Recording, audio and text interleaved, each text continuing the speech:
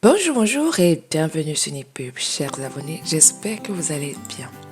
Dans cette vidéo, je vais vous montrer comment utiliser la fonction substitut dans Excel.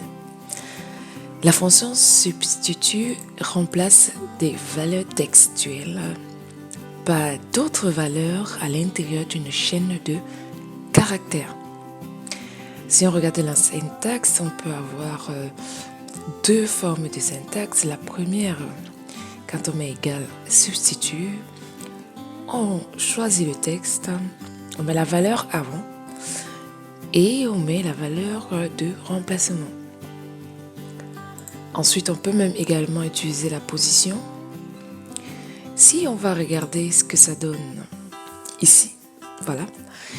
Donc là, j'ai préparé une petite chaîne de caractères avec une liste ici. En utilisant la formule substitut, ça donne égal à substitut. Quand on fait tabulation, ça nous donne la syntaxe. Il demande de choisir en premier le texte. C'est pour ça que vous voyez ici le texte en gras. Donc on va choisir le texte. Point virgule. On lui dit que l'ancienne valeur, l'ancien texte, c'est du slash, point virgule, et on demande à changer et remplacer par le vide. Comme ça, il y aura un espace entre chaque mot. Par exemple, Hans, il n'y aura plus le slash, après ça sera Marie, il n'y aura plus de slash, après ça sera 36. Donc là, on ferme la parenthèse. Ici, on n'utilise pas la position et on fait entrer. Donc là, on a remplacé ici le slash par à chaque fois l'espace vide. On tire la formule et ça nous donne ça. Si on veut remplacer par 0 ou par O, par exemple, donc ce que moi je fais souvent, c'est je viens copier ici pour éviter de réécrire la formule. Je colle et je vais lui dire de remplacer ça par O, par exemple. Et donc là, à chaque fois, j'ai du O. Je fais pareil ici.